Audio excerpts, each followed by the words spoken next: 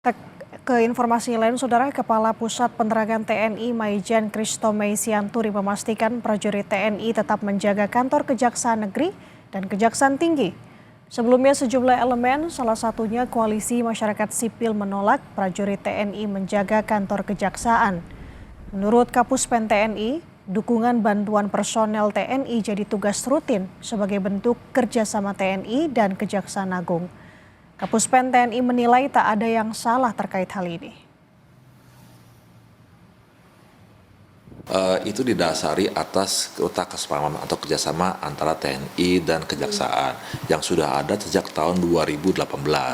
Kemudian diperbarui tahun 2020 dan tahun 2002 terakhir ini ya, 2023 dengan nota kesepahaman nomor NK 6/4 Romawi /2003 TNI. Di situ ada 8 bidang ruang lingkup dalam kerjasama itu. Salah satunya adalah perbantuan personil, dukungan bantuan personil TNI kepada Kejaksaan dalam rangka tugas-tugas dan fungsi kejaksaan. Terus salahnya di mana? Toh ini kan dalam rangka sinergitas antar kementerian dan lembaga dalam rangka melaksanakan tugas-tugasnya untuk melaksanakan program yang memang dicanangkan oleh pemerintah. Gitu ya, Mbak ya. Koalisi Masyarakat Sipil untuk Reformasi Keamanan melalui Direktur YLBHI Muhammad Isnur menyebut perintah Panglima TNI mengamankan kantor kejaksaan tak sesuai aturan Undang-Undang TNI dan perlu segera dikoreksi.